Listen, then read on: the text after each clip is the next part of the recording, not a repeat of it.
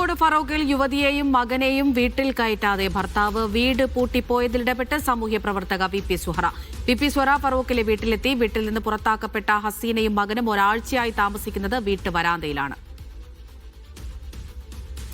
T Nandagopal വിവരങ്ങൾ നൽകാനായി ചേരുന്നുണ്ട്. നന്ദു, ഈ സൂചിപ്പിച്ചതുപോലെ കഴിഞ്ഞ ഒരാഴ്ചയായി ഇവർ വീട്ടുവരാന്തയിലാണ് നിൽക്കുന്നത്, താമസിക്കുന്നതൊക്കെ തന്നെ.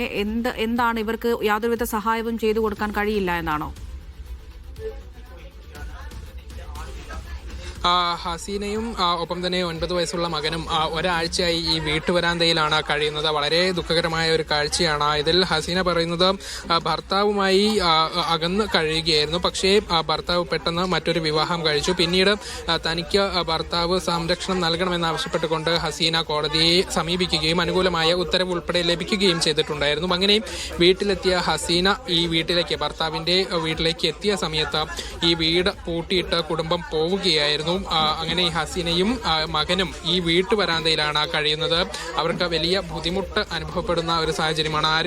ആരുടെ ഭാഗത്തു നിന്നും അനുകൂലമായ നടപടികളൊന്നും തന്നെ ഇവർക്ക് ഇതുവരെയും ഉണ്ടായിട്ടില്ല എന്നുള്ളതാണ് ഏറ്റവും ദുഃഖകരമായ കാര്യം. ഏതായാലും ഇപ്പോൾ സാമൂഹ്യ പ്രവർത്തകയായ വി.പി. സുഹറ ഉൾപ്പെടെ ഇവിടേക്ക് എത്തുകയും ചെയ്തിട്ടുണ്ട്. ഹസീന, ഇപ്പോഴും വീടിന് പുറത്ത് കഴിയേണ്ട ഒരു സ്ഥിതിയാണ്. ആരും ഒരു നടപടിയുമായി മുന്നോട്ട് വന്നിട്ടില്ലേ? ആരും വന്നിട്ടില്ല, ആരും തയ്യാറാവണില്ല, ഒന്നുമില്ല. എന്റെ ആങ്ങളാർക്ക് ഭക്ഷണം വരെ ഞങ്ങൾ കൊണ്ടുവരാൻ തയ്യാറാവണില്ല. എന്താ വെച്ചാൽ റോട്ടും വന്ന് തടയാണ്, അവർക്കും വരാൻ വയ്യ. ഉപ്പാക്കാണ് വയ്യ, ബ്ലോക്കാണ്. കുട്ടിയാണെങ്കിൽ തണുപ്പടിച്ചിട്ട് വയ്യാതാവുകയാണ്. ഇതൊന്നുമില്ല, അവരെടുത്തതും തരുന്നില്ല, ജീവിതവും തരുന്നില്ല. ഒന്ന് ഞങ്ങൾക്ക് നീതി കിട്ടണം, അത്ര മാത്രമേ ഉള്ളൂ. നിലവിലിപ്പോ എന്താണ് നമ്മുടെ ഒരു ആവശ്യം? എന്റെ ആവശ്യം എന്റെ വാങ്ങിയ സ്വർണ്ണം എന്റെ പൈസ മതി, വേറെ ഒന്നും എനിക്ക് വേണ്ട. പെട്ടെന്ന് ഇവിടെ നിന്നും ഒഴിവാക്കി പോവുകയായിരുന്നു ഈ ഭർത്താവ്. 2018 പെരുന്നാൾ കൂടാൻ പോയതാണ്. അതിനുശേഷം തലാഖിന്റെ പേപ്പർ അയച്ച്, അത്ര മാത്രമേ ഉള്ളൂ, വേറെ ഒന്നും ഉണ്ടായിട്ടില്ല. പിന്നെ ഇന്ന ഭാര്യയല്ലാന്ന് പറഞ്ഞ് ഒഴിവാക്കി. ഒരാഴ്ചയായി വീട്ടുവരാന്തയിൽ തന്നെയാണ് താമസം. അതാണ് 8 ദിവസമായി ഞാൻ വീട്ടുവരാന്തയിൽ കിടക്കണേ. ഇവരുടെ വാക്കുകൾ വളരെയധികം വേദനിപ്പിക്കുന്ന ഒന്നാണ്.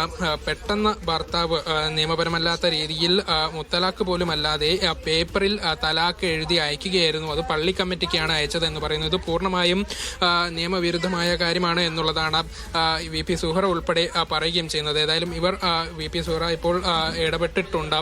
നിലവിൽ വലിയ ദുഃഖകരമായ ഒരു കാഴ്ചയാണ്. ഇതിലെന്താണ് നമുക്ക് ഇനിയൊരു നടപടി ഉണ്ടാകാനുള്ളത്?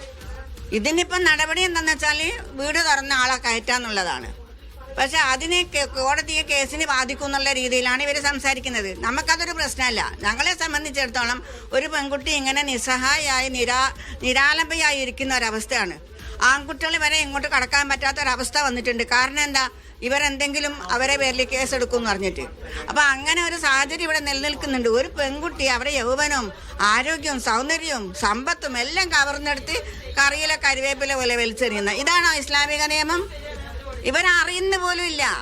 സുപ്രീം കോടതിയിലെ വിധി പ്രകാരം 2002 1992 എനിക്ക് പെട്ടെന്ന് ഓർമ്മ കിട്ടുന്നില്ല. ആ സമയത്ത് സുപ്രീം കോടതി നിർദ്ദേശിച്ചിട്ടുണ്ട്, ഭാര്യയുടെ അനുവാദം കൂടാതെ അറിയാതെ, ആ സ്ത്രീ അറിയാതെ വിവാഹമോചനം ചെയ്യാൻ പാടില്ല എന്ന്. അതൊക്കെ ലംഘിക്കപ്പെട്ടിരിക്കുന്നുണ്ട്. കോടതി ഇവരുടെ തലാഖ് അംഗീകരിച്ചിട്ടില്ല. അതുകൊണ്ടാണ് ഭാര്യ ഭർത്താവായി ജീവിക്കണം എന്ന് പറഞ്ഞിട്ട് അവരിവിടെ വന്നിരിക്കുന്നത്.